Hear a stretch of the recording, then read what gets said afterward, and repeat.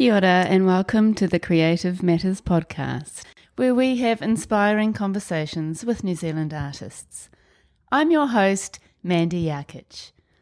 These conversations are intimate, uplifting and insightful.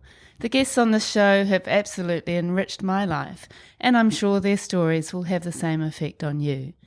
Thank you so much for joining me to listen to these amazing people speak about what drives them, the way they work, and their personal takes on life.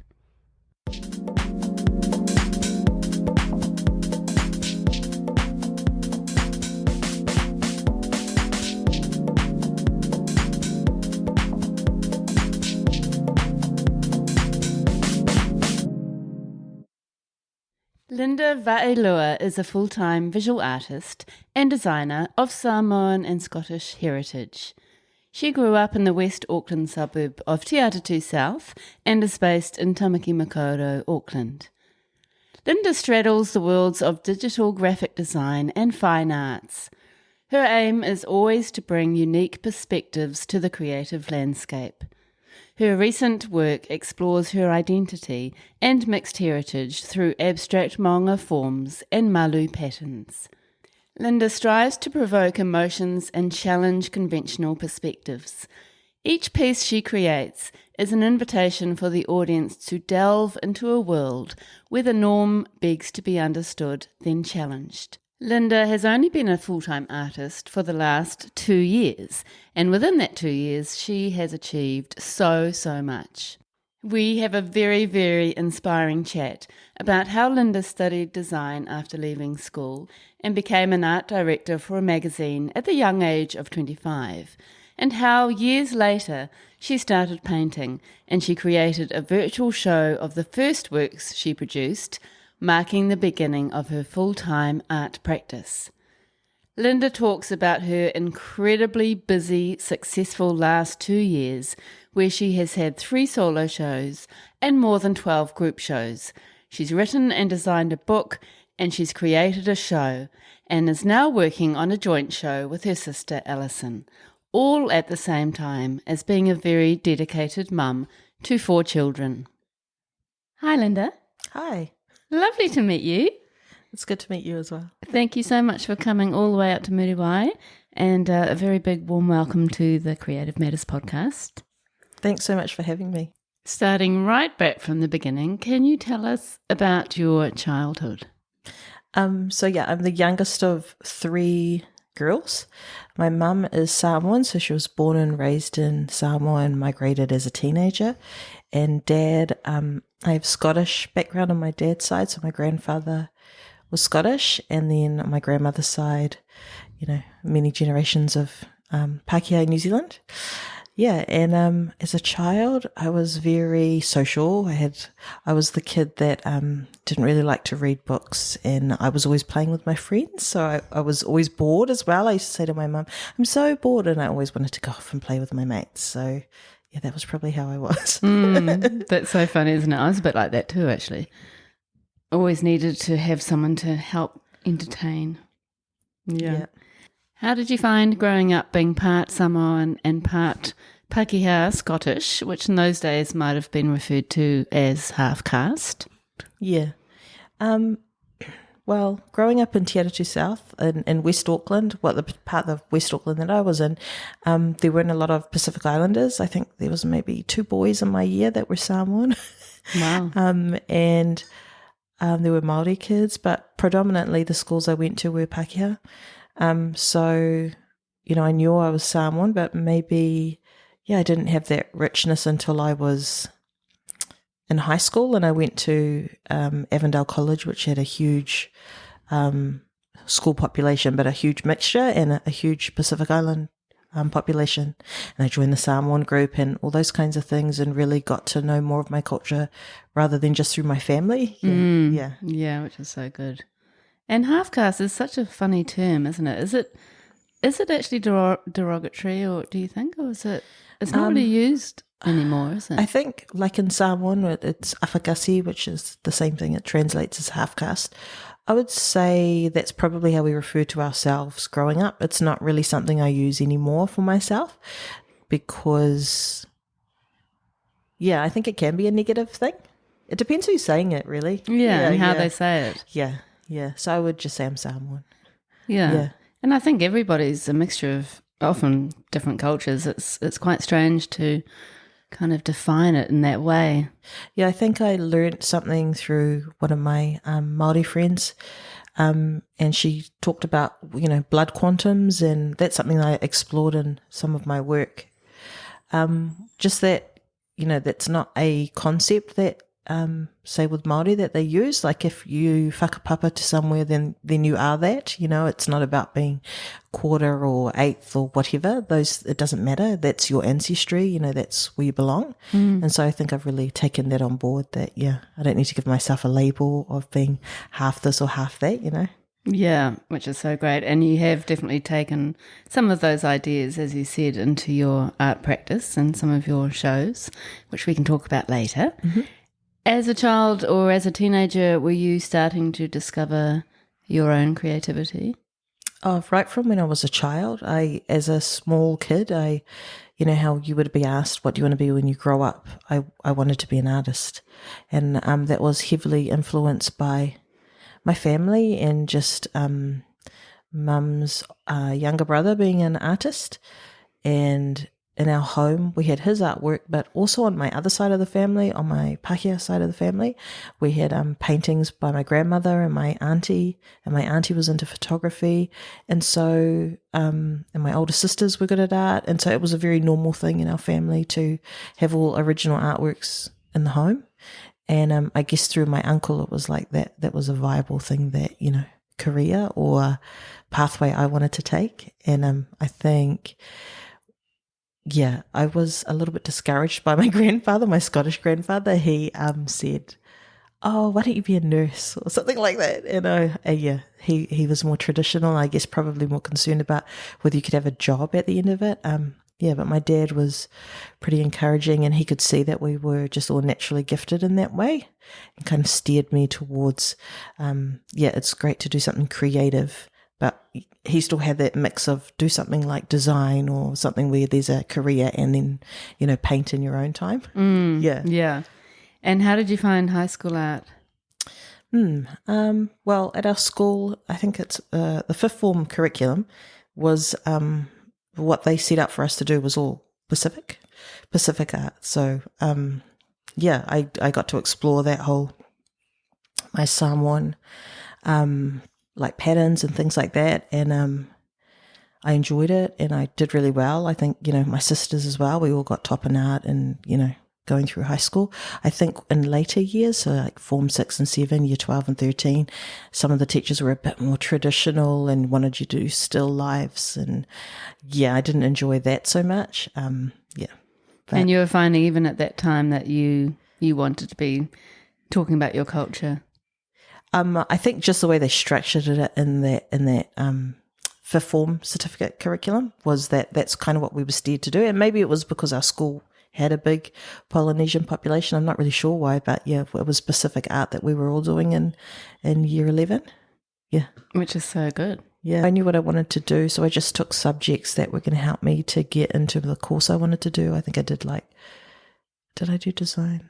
No, I did art history, I did painting, and then I decided to do graphics, and which used to be tech drawing. Yeah. But then it meant that I could do some design projects. And I think I also took, at that time it was called IT. Was it IT? Information technology. And I actually, so this was a great thing about high school. The typewriting teacher was also in charge of that department, and she took care of the yearbook, and then she could see that I had an interest. I think by the time I was at that age, I knew that I wanted to do something like graphic design. So I think I must have joined the committee to do the yearbook, and she let me design the typeface for the yearbook in a particular year. And just being in that class, I learnt Quark Express. I think we were the only high school at the time that had the software because it was really expensive, and Quark Express was before InDesign, Adobe InDesign.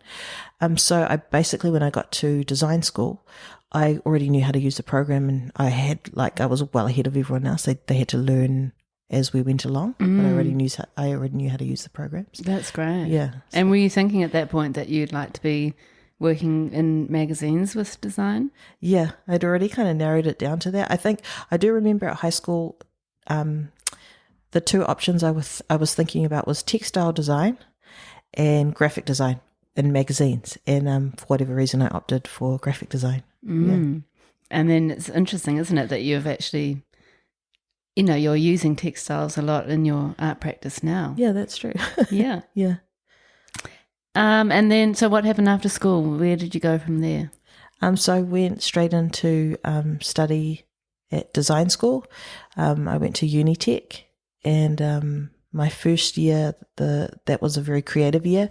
I think what I found now being in this arts practice is that maybe people, I don't know what people's perception is of what design school looks like, but for me, design school was like art school. Like the first year I was doing printmaking and ceramics, photography, sculpture, all those things. And, a lot of my lecturers when I studied were like Anna Miles, Justin Payton, Richard Fahey, Lonnie Hutchison. Those are all like lecturers I had in my different papers. And, and our tutors were like practicing artists. So it was I loved it. I loved that first year. It was about learning how to come up with ideas and how to, I actually think it's an advantage, like going to design school and learning the design process and how to, they would say, take this thing and that thing and then throw it together and then you need to come up with something. And it just taught you how to come up with ideas really quickly, how to process those ideas, how to produce a lot of work. And that's kind of how I paint. Yeah. How fantastic. That sounds like an amazing course. Yeah. I wonder if it's still like that these days. I have no idea. Yeah. Somebody will know out there. Yeah. And then after that first year, how did the design course develop for you? So then by the end of the first year, you need to choose what your major was going to be. And my end of year submission for that year ended up being painting, abstract paintings. And I think one of my tutors had suggested maybe you should major in painting, not graphic design. And then that's when I probably had the discussion with my parents, and my dad said, hey, you can always paint, but at least if you do the design, you've got a job at the end of that and you can just do painting in your own time. So I think that was sound advice.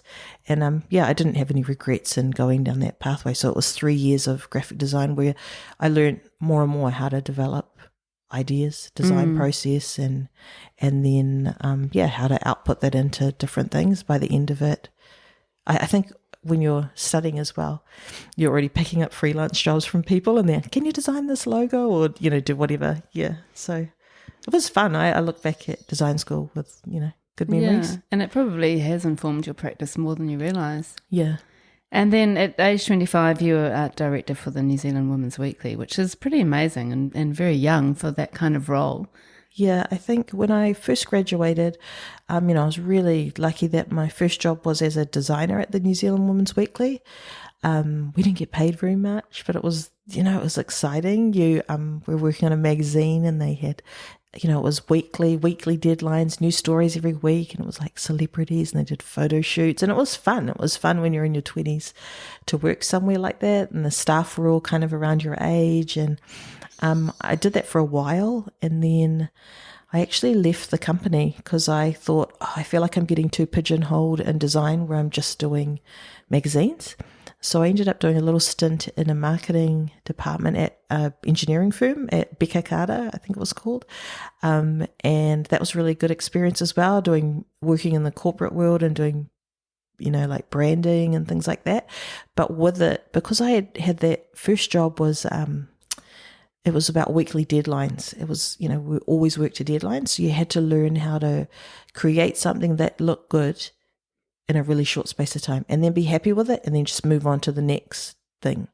So that was an important skill to learn. So when I went into this other job, they couldn't believe how quickly I designed logos or came up with things, that I was just used to working at this fast pace and knowing how to get it to a point that I was happy with. And then so when I was at that job, maybe just for like 6 months, I got offered the role of art director because someone was leaving.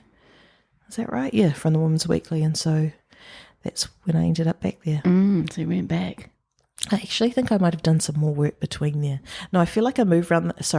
I moved around the company after being a designer at the Women's Weekly. I then moved in contract publishing within the company and just worked on some other publications. But yeah, I definitely was like, I think I'm getting too pigeonholed with my design, and that's when I branched out. And then they kind of like offered me a job I could have turned down. That's an amazing job especially for someone of that age. Yeah. It was Well a done. great opportunity. How long were you in that role? I pretty much did that role until, I can't remember exactly, but the reason I left that role was because I became a mum. So, I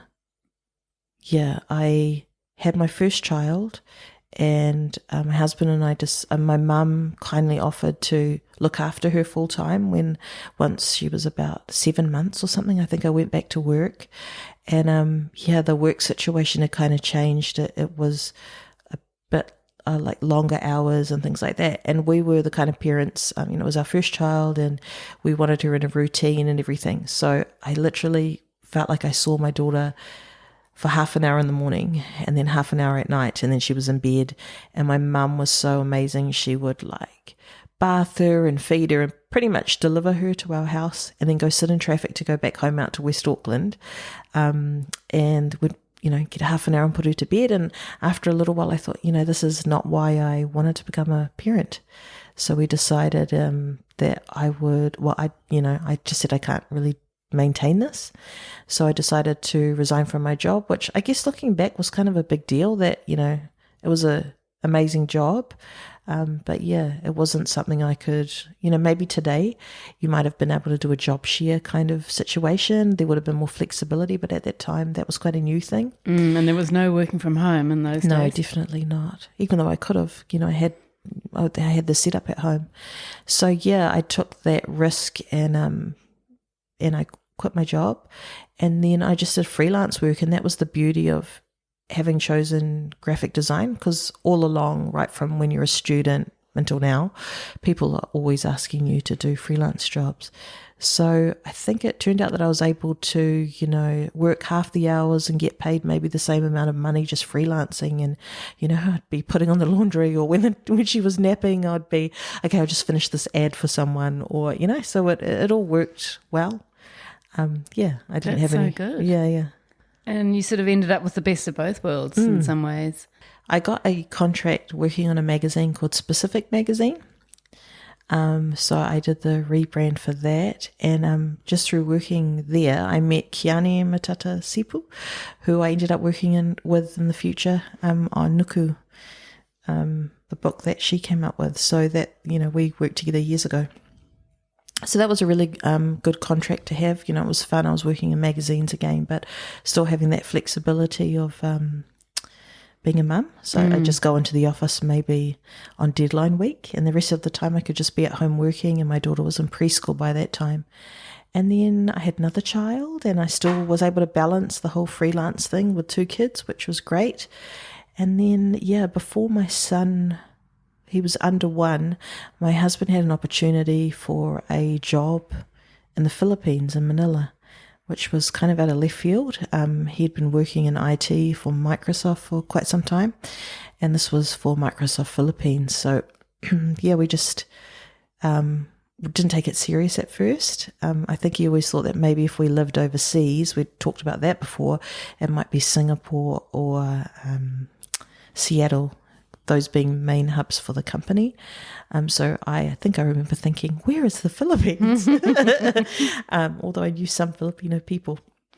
Yeah, and then I think we got to the point as a couple where we couldn't see a reason to stay apart from family, and it was a great opportunity for us. We could go over and, grow his career, and I could be a stay-at-home mum and afford to do that, and you get all that extra help that you have there, like domestic help. So that was the appeal. So we did that, and initially it was going to be for no more than 4 years, and it ended up being almost 9 years. So we moved over I was pregnant with a third child, and when we came back in 2018, I had 4 children. Wow. That was a big chunk of our lives and of our kids' lives. So, we went, I would say the eldest 3, spent a lot of their childhood growing up in Manila. Which is incredible. Were you actually doing anything creative at that time, or was your focus purely on your kids? A lot of the focus was on the kids, but I think just when you grow up in a creative family, you find other ways. You've always got to have that creative outlet, so you always find things to do, whether that's, I don't know, designing kids' birthday invitations or whatever, I don't know, making things or... Making presents. Yeah, I think later on I ended up doing when I first arrived, somebody asked me to do an expat magazine design, so I did that. And then I think when I was staying up late one night doing it and I had a newborn, I thought, what am I doing? Like, this is too much, I've got 3 children. So there was a lot of time where I didn't do anything and I just focused on the children, and it wasn't till like more towards the end of my time there that I started to, we were looking at moving home, and I started to think about, getting the design brain going again. I think I might have had an attempt at doing painting, but it just didn't really click. I just had towards the end of our time, I started to get ideas and things, but I think it didn't really I don't know if it was something about living in someone else's country, and it wasn't until I moved home back to where I was from and closer to, I don't know, Samoa and my roots and all that I kind of could then dig into those ideas that I wanted to explore. I felt like, it's something about I was living in someone else's homeland and I couldn't explore those things there. Yeah, I get that. When you came back, were you thinking, okay, I have to make a plan, I'm going to get back into design and make that happen? And then how did you end up coming to painting again? I definitely, there's that whole thing where you look at your CV and there's like this hole because you've basically raised children. So, there's this big gap. And I was a little bit nervous about applying for jobs and would I still know what to do? Am I relevant anymore? And, those fears. But also I knew I wanted to do something like I didn't have that pressure from my husband, like, you need to go get a job. I think I was putting more of pressure on myself. I don't have an excuse anymore. I don't need a visa to work now that I'm in New Zealand. I went through phases of looking at jobs online, and sometimes I read them and I was like, I'm too experienced for these jobs, or I don't have recent experience. And, I think that's something that probably a lot of women go through when they've focused on being a parent and they've kind of stepped out of the workforce for a time. And I did have that desire as well to paint, but I think my main thing was design initially. And then I had reconnected with Kiani, as I mentioned, who was wanting to do she kind of told me what she was wanting to do with Nuku. It wasn't a book at that time. She wanted to do interviews, a multimedia thing, and possibly magazines. And so I was designing her branding as I was packing up the house in Manila. And then when I landed, we got together and met, and she was talking about doing like special edition magazines about women who are doing Indigenous women doing amazing things. And I said to her, why don't you just do it as a book? She's like, oh, that's a great idea. Yeah. And that was like so much work for her and the other people she had involved. The design part was kind of where I came in later. That was 3 years of hard slog for her, mainly. Just it's self-published. It's a huge book. And I mean, it's amazing. How it's turned out. And that was like a safe thing for me as well. She trusted me in my design, but it was like that was a safe way for me to get some work experience, So initially I was like, yeah, I'll be involved. I'm just happy to do it because I want to get my design brain working again. And it turned out to be, an amazing opportunity. Oh, I'd love to see that book. Yeah. It's about Indigenous women doing all kinds of things, so creative, business, all sorts. So yeah. Is it still on the market? Yeah. They're just doing a reprint. Penguin's picked it up now. So, great. Yeah. I'm going to check that out. So you kind of got back into that, and then it wasn't that long after that you started painting. Yeah. So I had all these ideas. It was funny. I had all these ideas that I'd stored away. and what I wanted to paint. And I had, I think I rediscovered my visual diaries from design school as well, which is quite interesting to see where your head was at back then. And I just, what happened? Yeah, I think it was 2019 and my dad passed away suddenly. It was really unexpected. And then I think that was October 2019. And then the following year, 2020, when we went into lockdown, I think my husband had bought me some canvases and I just decided to paint one day. I found an old photo of Dad and I where I was about 3 or 4 years old, I think, sunbathing on the beach up in Cooper's Beach up north. And it's all gone, you know how the photos age over time. So I did a big painting of that. I just kind of duplicated it. And that was just no pressure to paint, but it was something I wanted to have in the home just as a thing to remember Dad and also just to see whether I could still paint. Yeah. And I was really happy with how it turned out. But yeah, that was kind of my first time to pick up paintbrushes again. And that must have been quite a cathartic time for sort of processing losing your dad. Yeah, it was. And then from there, I just, I think my husband started buying more canvases and kind of trying to like encourage me gently. You should paint. And I think it was May 2021. And one day I just had this big burst of energy to like paint. I referred back to I think I was just trying to think, what do I want to paint after all this time? What is it that I want to say in my art? And I just went back to like issues about my identity and my mixed heritage. And I looked at that phrase, interestingly, that you brought up, half caste.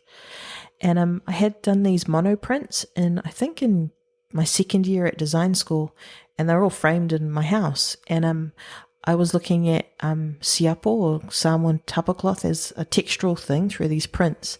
But we'd all been given the brief to look at that saying about the glass being half empty or half full.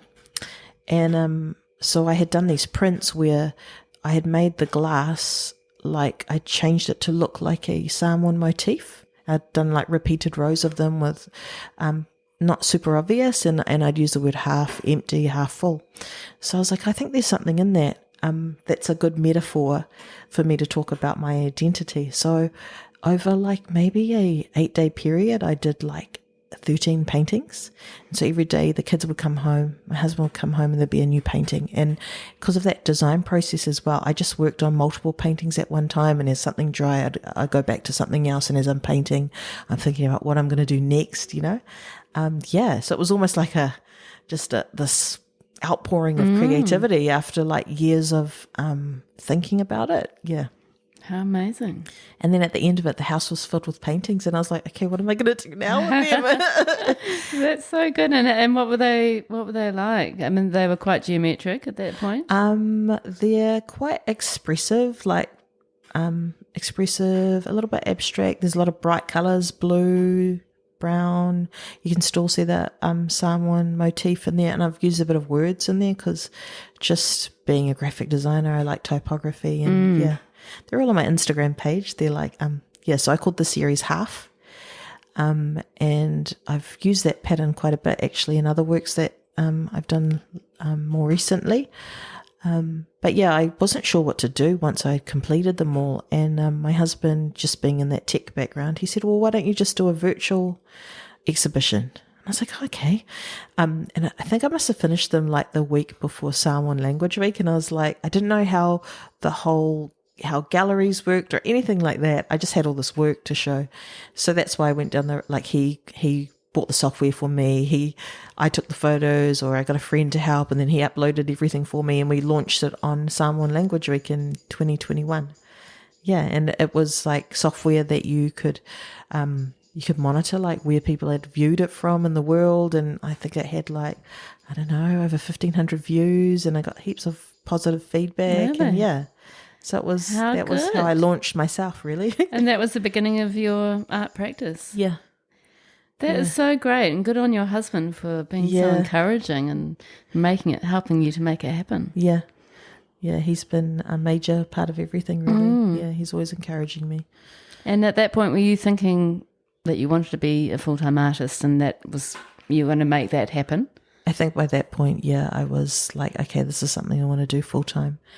But, that's only possible when you have like a spouse or a partner that, financially can support that for you. Yeah. Yeah, it's very hard to do it without that. Yeah. Yeah. Yeah. So that is very inspiring to have create a virtual show like that. Did you actually sell through that? I later sold a couple of the artworks, through just through that was the other thing, through my Instagram page. So I wasn't on Instagram at that point. I was just on Facebook. And then he also, my husband also started an Instagram page for me all at the same time as launching this show.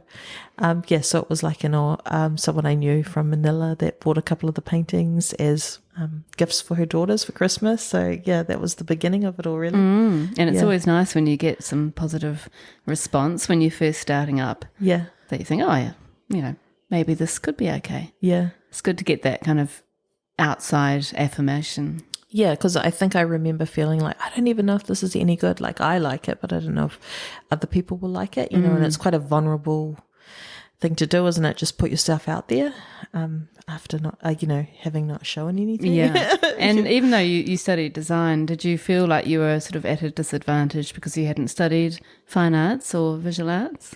No, I don't think I was at a disadvantage, but I felt like because I had been overseas and I hadn't been in that world, that art world, I felt like once I got on Instagram and I started like following other artists, and it just like opened my eyes up to everything. And I thought, man, what have I been doing? Like my eyes have been shut to this whole world. I guess more from that point of view, it's possibly a disadvantage, but I don't feel a disadvantage in my study, really. No. Yeah. Because you had, you were touching on a lot of that anyway, weren't you? Yeah. Yeah. I mean, you just amaze me with the way you have done so much since then. So last year you had 3 solo shows, which was only like a year after. And you've had numerous group shows. And I think last year I had about 12 shows. Yeah. Which is incredible. And then this year you've been very busy as well. Yeah. And you have a show coming up, which we can talk about later.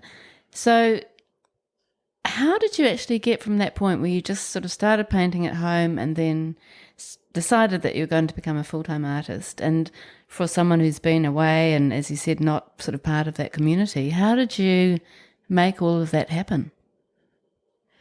I think I just have had the attitude that people can either, my brother-in-law actually taught me this years ago, like when you ask for something, there's only 2 answers you can get, yes or no. So, but if you don't ask, how will you know? Like, so I kind of had that attitude of, I'll just try everything, apply for everything. But early on, like right around that time I did that virtual show, there was actually a family connection through Andy Lelesiuao. So his sister and my sister are best friends from uni. And so my sister had said, do you want to meet Andy? I'm sure he'll be happy to meet with you. So he was very kind to meet me for coffee. Hadn't met me in person before, and I showed him my work and we talked, and then he introduced me to some of his art friends, other Pacific artists. And so I just started to build this network of people. But also with meeting with Andy, I started to reach out to other people as well, maybe somebody that had worked at the art gallery, and I just had that attitude that if they came back to me and said, yes, I'd love to meet you for a coffee, great. And if they didn't, or they didn't respond or didn't have time, that was fine as well. So I just kind of put myself out there. So I think it's like I just made myself vulnerable and I had nothing to lose. So that's kind of been my attitude all along. So just in the early stage, I was meeting with other people to understand, how does it work? Like, how do galleries work? What's the difference between a dealer gallery? I was even trying to reconcile, like, am I a successful artist if I sell everything or I don't sell everything? Am I painting for what people like, or am I painting just about what I want to explore? So I kind of fast-tracked everything and went through all, like when I look back now, it's like how I was thinking and feeling and what I was trying to figure out was all in a really compact time frame. But I feel like it's a little bit like I had all these years. There's like a big time lapse where I was focused on other things. And so now I just want to give it everything, Yeah. Well, it was the right time. Yeah. I think so. Yeah. So those connections with people is a big part of getting there, isn't it? It's, being part of different communities. And I think Pasifika artists are so good at that. Like, Yeah. it just seems such a supportive environment. Yeah, I think it's just the way that we are. Our family setups are not nuclear, they're extended. And so we do things in groups and we're quite comfortable. Something that has been highlighted to me as well, I guess, is that we're quite comfortable multi-generationally. Like, young people can be with old people and it's not a big thing, like we just, that whole family, ainga, concept. So I think that translates to this. Like, I've had other artists through one of the dealer galleries kind of comment the same thing. Like he thinks it's strange, but in a good way, that we would spend time together and, support each other in that way and talk about our work. And I think that's what I found. Like it's about bringing people up with you and bringing people along with you, and we're not in competition with each other. We've all got completely different art practices, so that's not even a thing. So it's just about, if there's an opportunity that you could bring someone else into that would work, then you'd do that, Yeah. What advice have you got for people who haven't found their community? Just think, reach out to people, like whether that's through social media or whatever. If you see something that speaks to you or is similar to your practice or something that you could learn from someone else, just ask. It is scary and like to make yourself vulnerable, but they can only say no. But most people I think are willing to help, or meet you, or have a coffee, or And I think that's true. That most people would be quite chuffed to have that kind of connection and be very happy to help. But as you say, you have to kind of maybe get out of your comfort zone slightly, or sort of feel a bit vulnerable doing that. But then as it's happened for you, you sort of meet one person and then it snowballs. I mean, someone gave me advice early on, like go to artist panel talks and go along to all those things and help to educate yourself that way. But that's also a good networking thing, or, go along to artist talks of artists that you like or admire and go up and talk to them, Yeah. And go to openings. And openings and meet people that way. Yeah. And your first solo show, Between the Betweenness, and that was at Depot Art Space. And a lot of those works were on Hessian. Yes. So tell us about how you found Hessian, and then I'd love to hear about that show. Yeah, so I that all the work that was in that show, I did in that snap lockdown we had in Auckland in 2021. I think it was like September, October, and actually on the day that we didn't know we were going to lock down, right? And on that day, I was going to go to the art supply store. And it was pouring with rain and there was no car parking. So I thought, I'll come back tomorrow because I was going to buy canvases. And then we went into a lockdown that night and I was like, I don't have any supplies. And we had the house we were living in at the time, we'd been having fires and there were all the Hessian firewood sacks that were kind of collecting, and I didn't know what to do with them and it didn't seem right to just throw them away. I also had those plastic polyurethane woven sacks as well. So I was like, surely I can do something with these. So I actually started with the plastic woven ones and I started to cut them up and paint onto them. And then I moved on to the Hessian. And did the paint, were you using acrylic? Acrylic paint, and it sticks? Yeah. Brilliant. Yeah. So I was looking at, so I know it sounds a little bit cliche and it's a lot of people explore this theme of the va. So that's a Pacific kind of concept. I think it's a Māori as well, about kind of relational space. So that's what that title for that show is, Between the Betweenness. So I was thinking about, again, my identity and about just the contrast between my two cultures and how they are opposing but kind of work together and they make up who I am. And I was thinking about relationships and family relationships and how they work together and sometimes they don't. And, so I was thinking about opposites and ideas and the va in that way. And so as a graphic designer, or, because my degree's in visual communications, I was thinking, how do I visually show these? So I started off with quite abstract paintings of like semicircles and opposing shapes, and which led to triangles, which then started to look like mountains or maunga, and that's kind of how I developed that visual language. And with the paint and the colours, at the time I was limited with what I had available because I hadn't bought anything in time, and I think couriers were so slow to get stuff delivered to you. So I was like, oh well, I'll just paint with whatever I've got, and I used a lot of bright colours, and yeah. But by the end of it, again, I had loads of work from that. I just worked intensely, and I had loads of work by the end of that period. And I again thought, what am I going to do with this work? It needs to be shown. So I think I took some of the ones on the polyurethane. I went and got them framed, even though I didn't have a show. I just thought these will elevate them if I have them framed. And then I had a couple of works I entered one of the Hessian works in Upstairs Gallery Emerging Artist Awards, and I was a finalist in that, and that was all in lockdown. And then Depot Art Space had their members show that was happening in December of 2021, and they were all tiny. It's called a sampler show, so they were all like tiny little works. So I then did very small versions of the Hessian, and Nina at the gallery really loved those.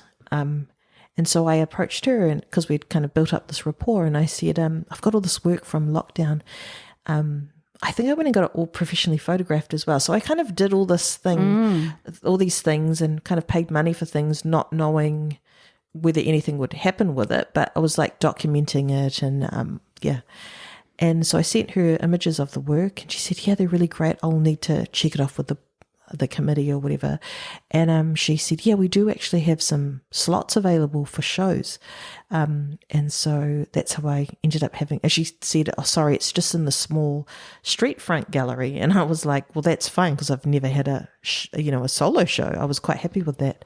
So that's how I ended up having my solo show in March of 2022. And again, it just came back to, they can only say yes or no, so it's just that whole thing. And doing the mahi, getting yourself kind of organised and ready, even though you're not quite sure what you're aiming for, is a great idea. Yeah, and then it was very stress-free. I just turned up to the gallery and all the work was finished and it was framed, and then the other Hessian works were on steel rods and it was just installed.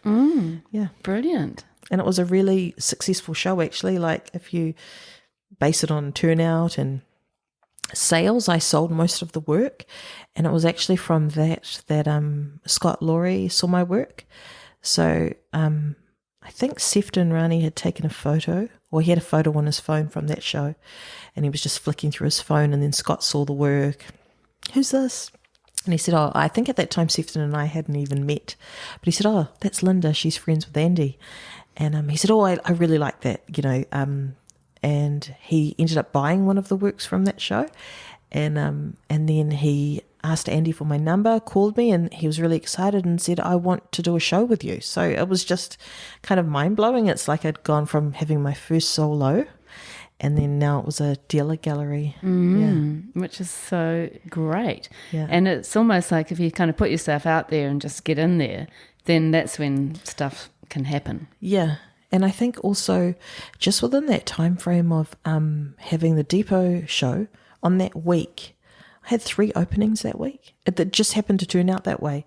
So like the previous year, I had applied for a show at Studio One for a solo.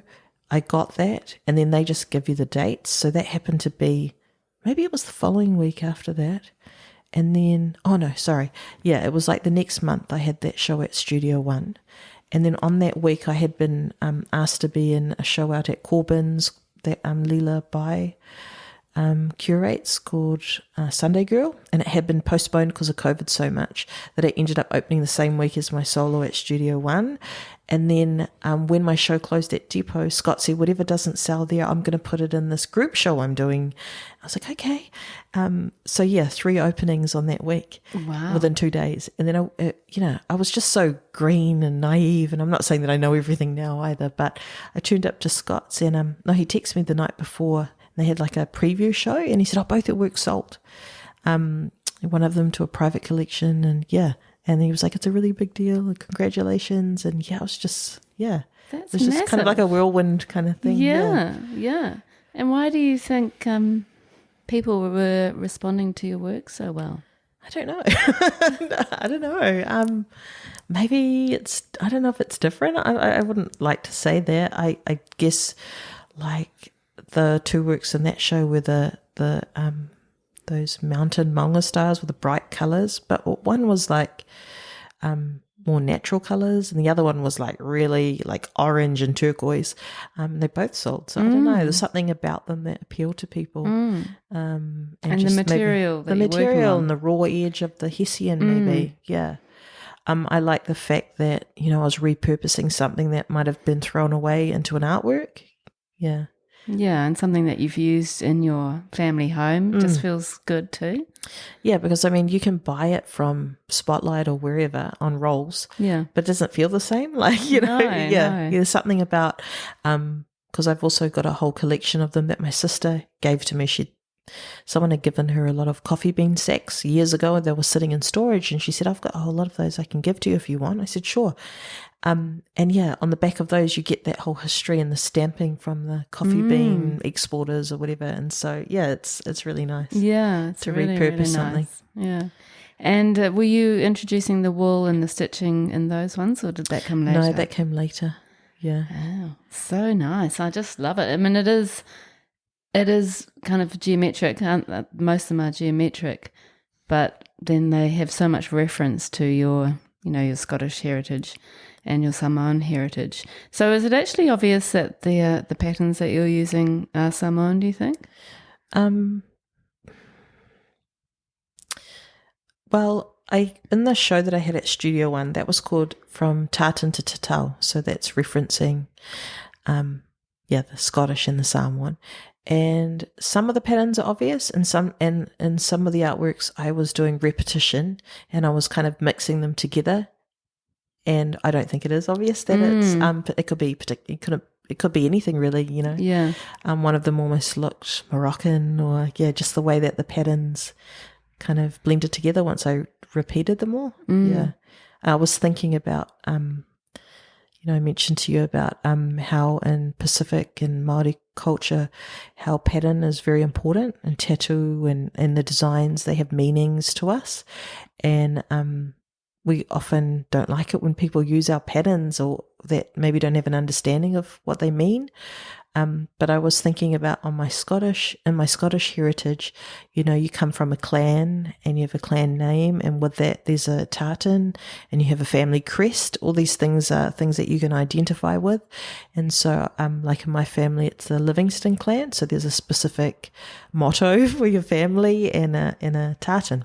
And so I was looking at how with tartan it's been mass produced, and it's on all kinds of fashion accessories, and maybe it's not given the same value, or I don't know what the word is, treated in the same manner. Yeah, so I ended up, because I had painted on these firewood plastic bags, I then found those $2 shop bags, the ones that have got the tartan print on them. Yeah. And they use in Asia a lot as well. So there's like different meanings for different people. But for me, I was looking at it like, these are kind of tartan looking, and they're on sheep bags that are mass produced. So I started to take the patterns from my traditional Samoan tattoo on my legs and blow up parts of it and paint it straight onto those bags. So I was just looking at mixing and merging those things, and the value we place on those materials and how you can change that. And I framed up a lot of those works. I still kept zips in part of them, so you could see that the origin was the bag originally.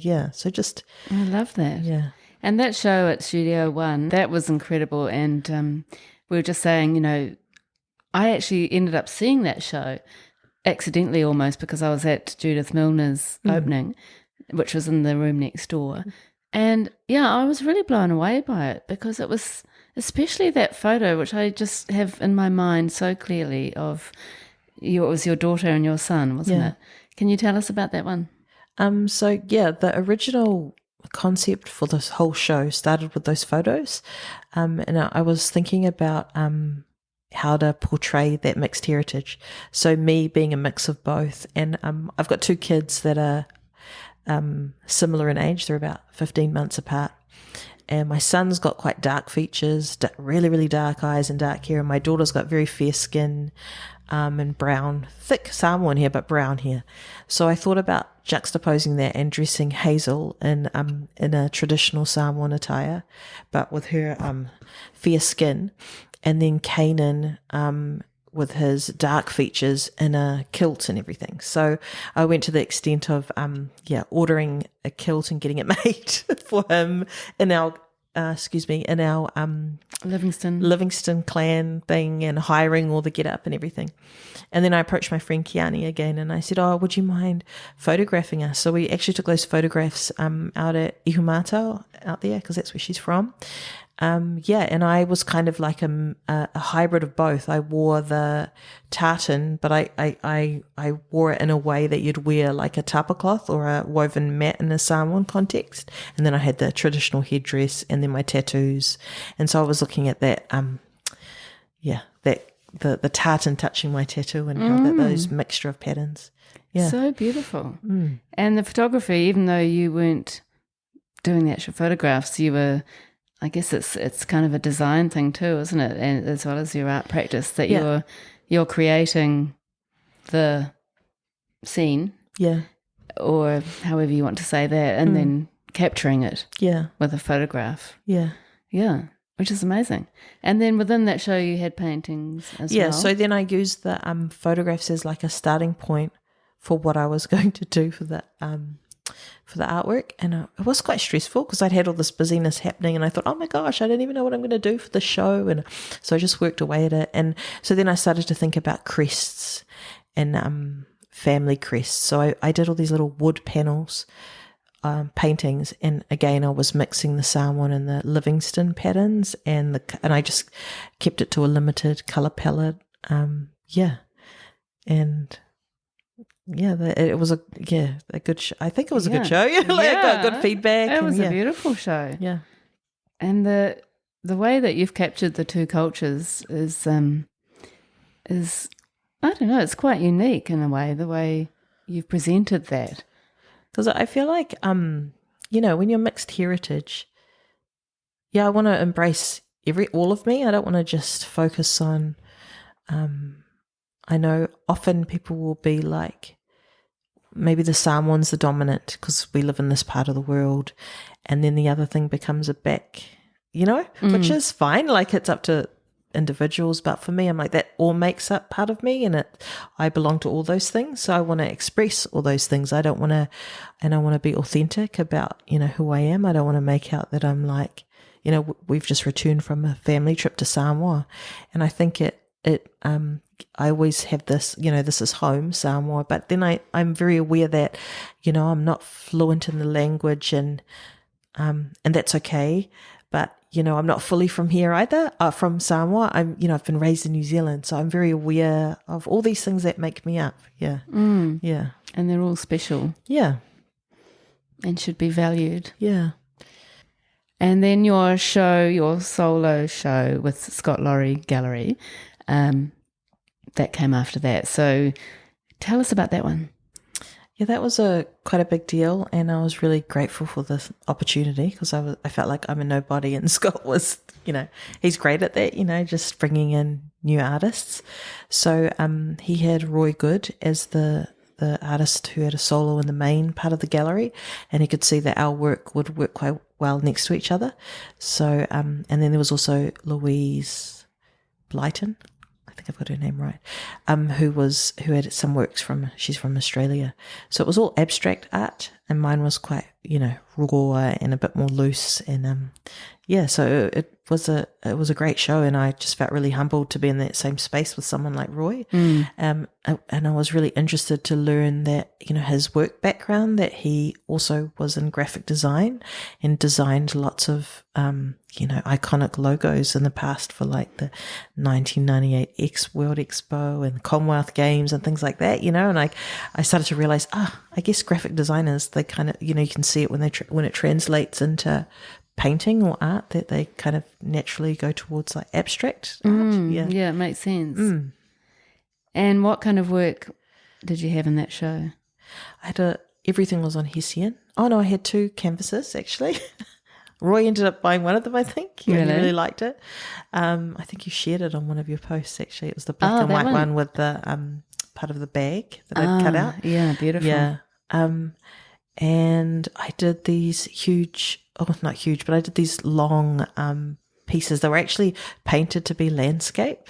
And then when we were in the space for install, the installer, Scott, Roy, and mainly males, my husband, they all said they look really good vertically as well. And so we ended up hanging the 4 of them vertically next to each other. Oh, yeah. beautiful. Yeah, and it just read differently again. Yeah, and it's very sort of, it's almost tuku panel sort of feel. Yeah.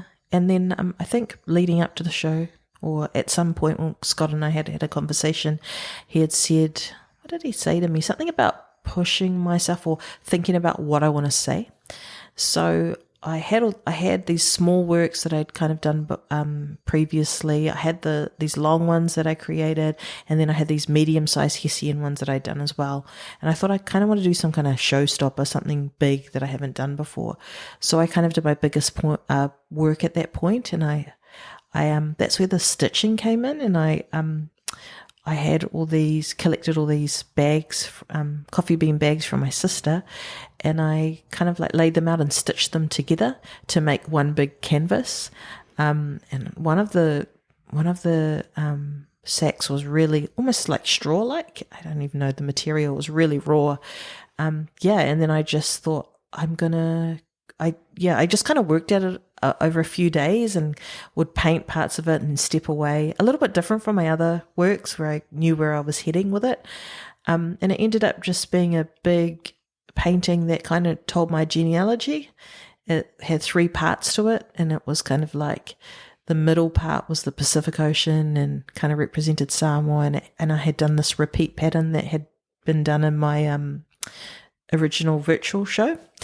And then I had the bottom part was like representative of Scotland, and it was an upside down maunga, and it was like talking about hemispheres and like the past. And then the top part I did kind of reference to Rangitoto, and it was like being here in Auckland and where I'm from. And then I included I did one of the patterns of my tattoo, and it kind of represented the sun. So it was all talking about where I come from. I used a bit of that tartan bag in there, and but I did the stitching through it, so that's how the stitching started. And what was the stitching? Was it symbolizing navigation and pathways as well as connecting exactly materials? That's exactly what it was. And it was such that we had the opening, and this couple bought that painting, and it was a real thrill. It was like to have it sold, because it being such a huge piece. How big was it? I don't know, like 2.5 meters high by about 1.5 meters or 2 meters wide, something like that. That's amazing. And they bought it for a corporate space. Brilliant. But it was quite a thrill, to sell something like that. Totally. And was that hanging on like a banner kind of feel? Yeah. And did it have tassels at the bottom, didn't it? No, not that one. This is a different one. Okay. This is like the first big piece I had done. Yeah. Wow, that's so good, isn't it? Yeah. And that's so sort of encouraging of your practice. And do you see your work as mixed media at all? I suppose it is. Yeah. I just think that I'm just painting. I'm not really, and I'm just introducing things. But yeah. Yeah, but I guess that the materials that you use are a big part of what you create. But it feels like paintings still. Yeah. Which is interesting. Yeah. Oh, well done. That was a very successful show, obviously. And I think, it was a good experience, first experience in it. Well, no, I was in that group show at Scott's, but first, that kind of new experience in a dealer gallery, and, just having that exposure to clientele you wouldn't have normally. Yeah. And did you feel like that was kind of a little bit of an important mark in your career, that you were being represented by a dealer gallery? Definitely. It was like huge. And in such a short space of time to have that opportunity, I didn't take it for granted. And I was very aware that, other artists have been working for years and not had those opportunities. So I just took it with both hands and, did my best. yeah, but something I felt at the end of that, because I had been working constantly for however many months and all these successive shows, and then that was kind of like a pinnacle in a way, you know what it's like, oh, now what, you know, like what comes next? And so I did feel like deflated when the show was over, because I was like, now what do I do? Because I felt like the rest of 2022, I hadn't really lined up anything. That was like a halfway point, and I hadn't really lined up anything. So I started again, like putting proposals in for the next year, and I was learning about the cycle of planning ahead and everything. So yeah, I put in for a couple of shows, which happened this year. Yeah. And for that, putting in a proposal like that, how do you find who to put a proposal into, and also, do you need to have a body of work to do that and images to send through, or are you sending previous work that won't actually be used for that particular show? Yeah, previous work that doesn't necessarily have to be used. You definitely need like a body of work so they can see what have you done before. So kind of some kind of track record. It doesn't need to be huge, because I mean, I didn't have a huge track record before, and so, and then like just with the spaces that I was applying for, I was looking at different spaces that I hadn't applied for yet. And then depending on, so there's a newer space in Christchurch through Tangata Moana Trust. And so they put a call for proposals out. And one of their focuses is on technology or that kind of thing within creative arts. And so for that, I specifically asked two other artists who kind of deal in digital and AI. So Katrina Yosia, who's Nguyen, and Yokapeta Mangele Suomasi, and then myself with my graphic design background. So I thought that would be a nice mix, and we're all females, and it's a Pacific space. That, so they're trying to, showcase Pacific art in Christchurch, because there's not a lot. So that was a great opportunity. We got that proposal. That was a successful proposal. So our show happened in January of this year, and that was really great just a show outside of Auckland, which I'd actually done as well. I forgot about that. Yeah, New Plymouth. I've had a couple of shows done there. Wow, you've been so busy and so prolific and so proactive. Yeah, in the last literally 2 years. Yeah, and each everything has a different feel. Like I think things that I showed in New Plymouth, I don't think I sold anything, but then when I had my solo shop, they sold, and it's like, I felt like in that particular space, people's idea of what Pacific art is maybe more, not traditional. It's just different. Their concept of what Pacific art is quite different to what maybe is happening in Auckland, where it's a bit more modern, and contemporary. So, and that's okay, as I said, it's not, I've come to learn that if it doesn't sell, it doesn't mean you're not successful or it's not good work, right? It's just, with the Christchurch show, that was a great experience as well. And they're a very supportive community. Nina Oberg-Humphreys, she's the one that runs the space there. She's really onto it. And, it was quite a diverse show, and we had lots of people come out, and And how did you fit your work in with the AI and the digital work from the other two artists? We just mixed it up. Like Katrina, she's actually based in Australia now, so she was able to supply it online, and then there were just like stickers on the ground where you hold an iPad over, and then her work would pop up. Yoka had her work, it was like holoblades, so holograms that she'd built these things, and she had a photograph. And then I did a bit of a mixture of some of my, the work you were talking about, the Big Hessian, a painted one with the wool frill on the bottom. So that's kind of referencing our Samoan mats or falas, and we do the wool fringing on the edge. And I was like doing a abstract grid pattern of like suns and mountains, and I was also referencing tapa cloth through that, so just modern ways of doing it. And then I did all the stitching through it and using bright colours. It was really beautiful. Thank and you. You've done prints of those, haven't you? So I then had the idea, like, what if I take that exact pattern and I do it an illustrator, and then I get digital prints made, and it gave it quite a different feel, and people really like those as well. They almost look Scandinavian, but it's the exact same pattern. It's just that it's not on this raw material, and it's way more precise and perfect done on a computer than It's very effective though, and then it's much more sort of clean and So I just wanted to show slick. that, like how you can change the feel or appearance of things using different media or materials. Yeah, I love that. Yeah, so one of the proposals I put in as well at that time when I was thinking, what am I going to do now, was I'd had this concept for a show that was a tribute to my artist uncle, which I mentioned earlier, so Mum's younger brother. So he was a pioneering Samoan artist, but he's lived all his life in Samoa, but he's trained... he was a art scholarship student to Brighton Polytech in the UK back in the late 60s, I think. And then Melbourne, he did graphic arts there. And then he did Teachers Training College here in New Zealand. So lots of formal training. And he was a practicing artist and an art teacher for a lot of his life, but very little recognition in New Zealand. So I just really wanted to bring honour to him. He's been living with severe Parkinson's disease. I've just visited him last week in American Samoa where he lives, but he's really, really unwell. He cannot communicate with me or anything, but he seemed to recognize my voice and was responding in that way. But I just wanted to have some written record of his work, and more as an educational piece. So initially the idea was do a show in tribute to him, and then later someone suggested to me, why don't you do a book? So that's how I ended up with both things.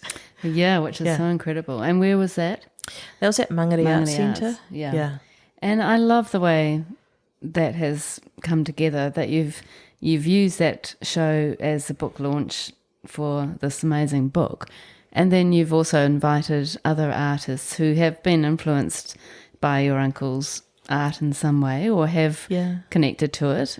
So tell us about that. Yeah, so just with the proposal anyway for applying at Maungari Arts Centre, quite often when you do these art proposals, they want you to they like to tie it in with celebrations or themes or things that might be happening. So I thought Samoan artist, why not do it at the time of Samoan Language Week? So that was the timing for the show.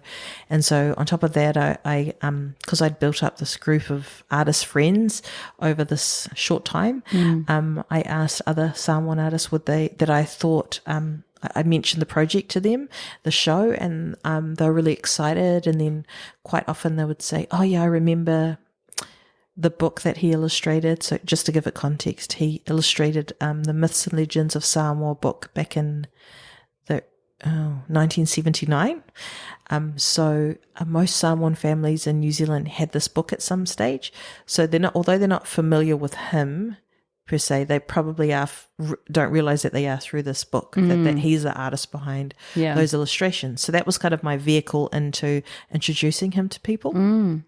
The whole concept was, that book is called Tala o Le Vavau, Myths and Legends of Samoa. So I named the show Tosiata o Le Tala o Le Vavau, Artists of the Forever Stories. And that could encompass him, and it could encompass all the artists I asked to be involved, who are all of Samoan descent. And I asked them to respond either to his style, his work, or to pick one of the stories from the book and do it in their own way. Wow. Yeah, so that's That is incredible. And what a powerful show that must have been. Yeah, it was. We had loads of people come through. The opening was amazing, lots and lots of people from the community. And it was just more encouraging for me to introduce him to people and for people to see his work. The work that we had in the show was, it all belongs to my mum or my sisters and myself. So it's work that he's given us over time. So we got a lot of things reframed, and but because of that, it's just a snapshot, and it's not really a true reflection of all his work. There's a lot of black and white work in it, but he actually did huge, colourful, abstract kind of paintings. So they're all in the book, but you still don't get that sense because it's obviously a small book. Yeah. But these are like paintings that were over 6 foot high and, were in the bank in American Samoa and things like that.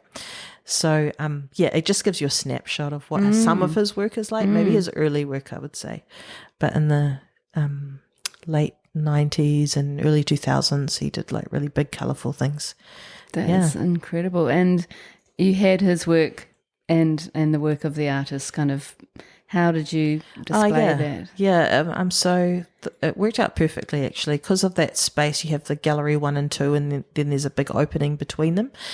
So I decided to just have his work all on one side in the smaller space, so that you kind of came in and it was all about him. There was like a case vitrine with like archival material, a catalogue from the first contemporary art show in 1970 in Samoa with him, Momoe von Reiki, and another artist called Ernesto Cota, who's an Italian.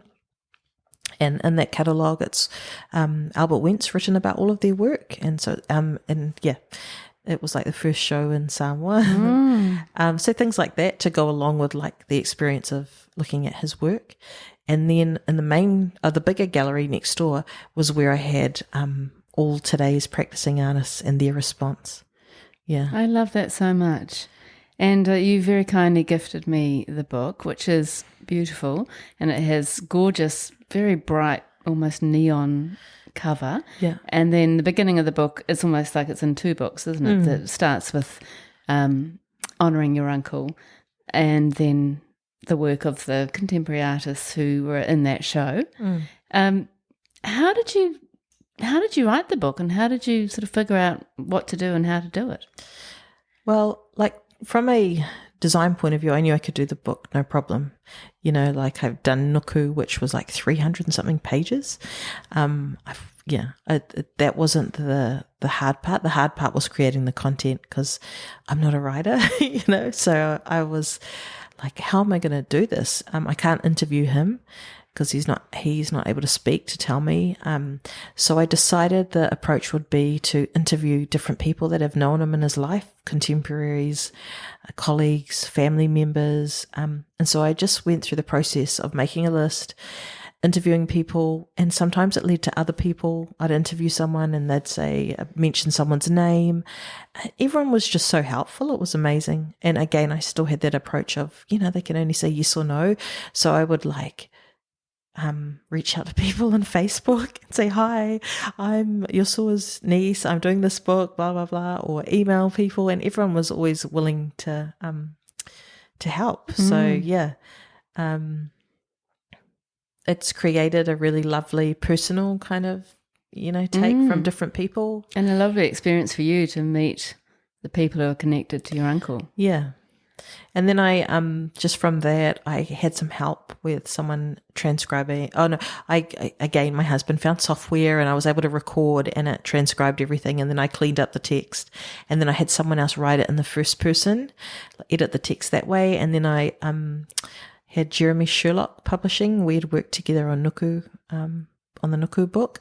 So I asked him if he'd mind working on this book with me, and he was happy to. So he did all the editing and really helped me with that part of it. And then he got it out and did the marketing, got it out to stores. Part of it has been like he did the technical part of it, which I don't know. Like I was like, how do we get a barcode? And how do we get? I don't know that publishing side of it. Yeah, he did that for me and like registered it on Nielsen data, and then straight away people started ordering. But my husband was actually the one that set up the website and the online shop, and I've just kind of marketed it myself through Instagram. But now that I've like finished the book, the show's just finished, I've just returned from my trip, I think that's the next thing I need to focus on, is actually getting it out into more stores and really promoting it more. Yeah.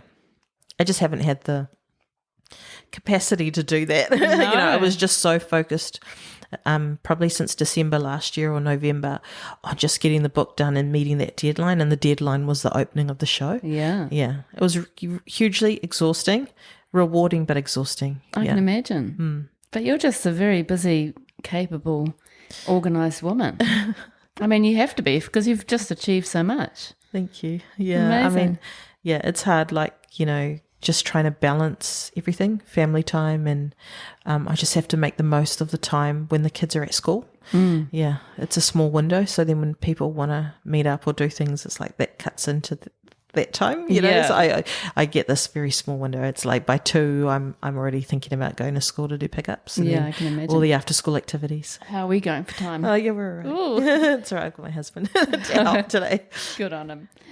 And, well, yeah, that is a very inspirational thing that you've done that's going to go through generation to generation, and you've recorded, an important part of your whānau and honoured your uncle in such a beautiful way. Do you think he'll be able to appreciate the book at the moment? No, I don't think he's well enough to, but I think it wasn't really about that. It's about, for me, just having it out there and having it as an educational piece for other Pacific Island kids growing up here that might have an interest in art. They get to learn about this pioneering artist, that maybe they wouldn't hear about, and then they learn about these other artists that are practicing now and doing all kinds of different work. But I mean, going back to Samoa this month for a family trip was just about getting some rest and relaxation after an intense last 6 months, but also just being able to hand deliver those books to American Samoa to my family.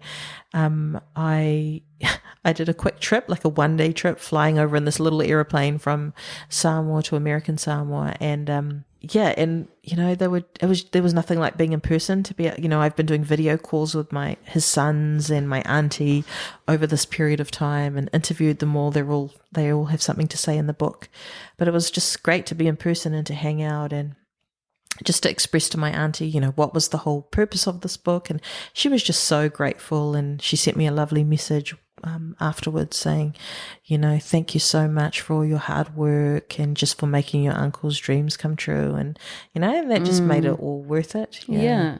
And it's such a worthwhile project on so many levels. Yeah. To think that it could be in high schools as a resource or, accessible to people at university or, in libraries and that kind of thing, available online. It's just there's so much potential for something like that. Yeah. And so inspiring for people. I know. I hope more people will do that. They'll write down their histories. As somebody I reached out to was Sean Mallon, who he's a art history academic based at Te Papa. He's very well respected. He did that big Te Tau book on Samoan tattooing and the history of that. Anyway, I reached out to him because he had a small mention in a book he wrote back in the early 2000s called Samoan Art and Artists, and my sister had pointed out that there was a line in there and it mentioned Akoyoso's name, so I knew that he was aware of him. So I reached out to him and said, would you mind writing like a cover quote or something, a forward for the book? And he was just, he was really like, yes, I'd love to do that. We need more people writing down our art history, particularly, because that's his field. So it was just things like that happened all along the way where everyone was so willing to help. Yeah. And it just brings more mana to the book. That's right. Yeah. And you were just so good at putting yourself on the line and just thinking, why not approach him and see what happens? Yeah. So good. It's a really good role model for so many of us, just to kind of grab the bull by the horns and make stuff happen. Got nothing to lose, Yeah. And I'm sure that's, part of the reason why you've been so successful. Yeah. Well done. The other great thing about the show at Mangere Arts Centre was that it had the family dynamic in it. It wasn't just Yosua's work. I had my work, and then my sister, Alison Leo, and I, who is an artist as well. And then my daughter, my 17-year-old Te Wila. So she is in her last year at school, and she does photography and printmaking. So it was just really special to have that multi-generational part to the show. And I know that my uncle would have loved that, because when I was in my first year at design school, 1996, he had called me from Samoa and told me to send over 2 of my best artworks. He had seen my photos of my school portfolios, but to go on some show that was happening in Samoa. And I said, I've only got my work from like School C and bursary art. And he said, that's fine, just send your best too. And as it turned out, it was the Pacific Arts Festival.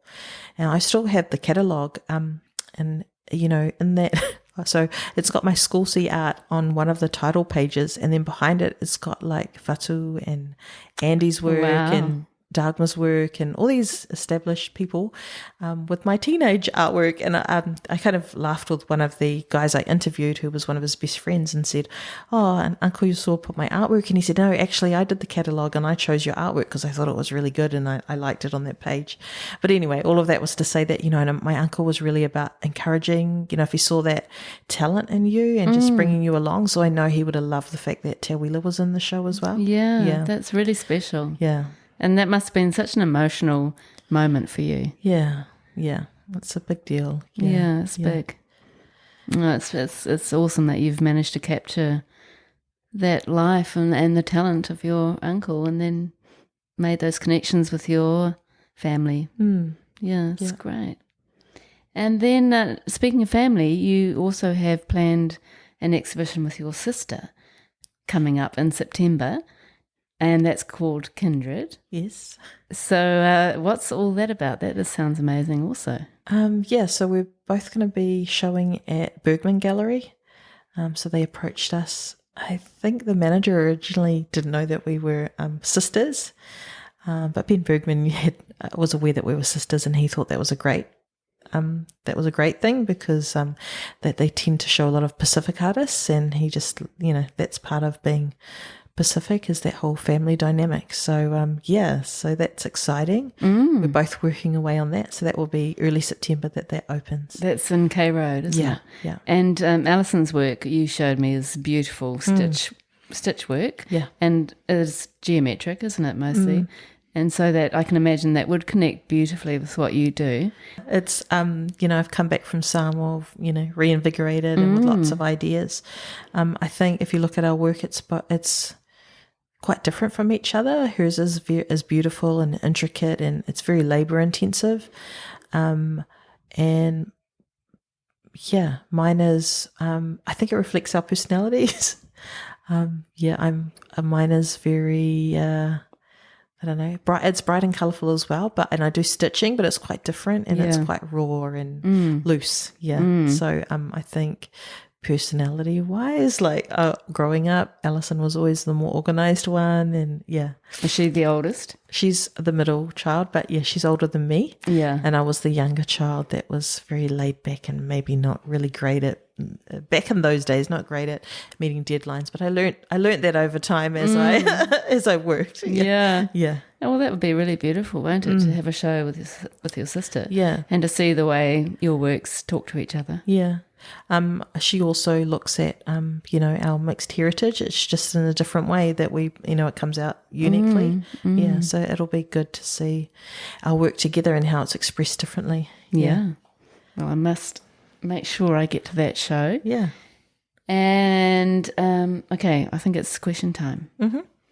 So, first question, what would you say to your younger artistic self? I would probably say what I've been saying, which is just go for it and, give everything a go. But, we talked about earlier on about timing and about it being the right time. And so I think, this has been the right time for me. So all that life experience and having children and putting maybe my creative journey to the side a bit has made me into the artist I'm able to be today. Yeah, so I don't know that I would actually change anything or tell myself anything different. Yeah. Which is great, yeah. And sometimes that things that you've experienced through your life that don't feel like they're actually connected are actually connected in some way and are actually informing what you end up doing. Yeah. And I think, how a lot of my things talking about identity and mixed heritage, I think early on, everyone that has mixed heritage kind of tries to grapple with, where do I belong? I don't fit in here or there. But then once you go through life and you mature and you have kids and all that kind of stuff, you kind of become comfortable in who you are. And yeah, so that's why I think I wouldn't actually change anything about my journey. You might not have been ready for that earlier. No. And which artist do you love and possibly get inspired by? So I was trying to think about this. Like back when I was studying, I really liked Mark Rothko and Gretchen Ulbrich. They were really influential.